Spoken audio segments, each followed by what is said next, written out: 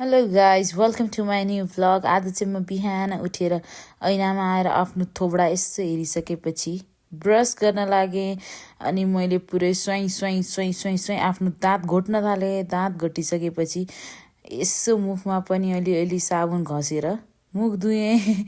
साबुन घसेर मुख धोइसकेपछि टक्क कडा फेरेर म फेरि ऐना हेर्न आएँ।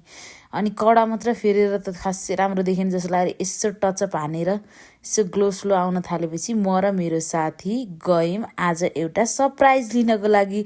अनि मेरो सरप्राइज चाहिँ यो रहेको छ। मैले चाहिँ आज नयाँ त के भन्नु, पुरानो अरूसँग गाडी किनेँ। त्यो पनि मेरो लागि एकदमै ठुलो थियो। लाइक मेरो लागि त एकदमै नयाँ नै हो होइन।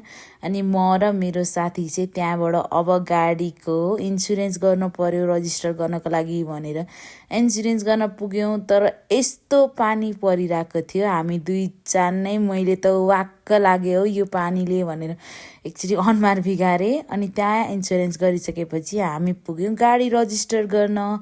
गाडी रजिस्टर गर्नको लागि गयौँ। अनि म चाहिँ यसो डकुमेन्टहरू सबै प्रपर छ कि छैन भनेर डकुमेन्टहरू हेरेँ। अनि ठ्याक्क मेरो पालो आएर गाडी रजिस्टर गऱ्यौँ। त्यसपछि हामी साथी र म गाडी धुन गयौँ।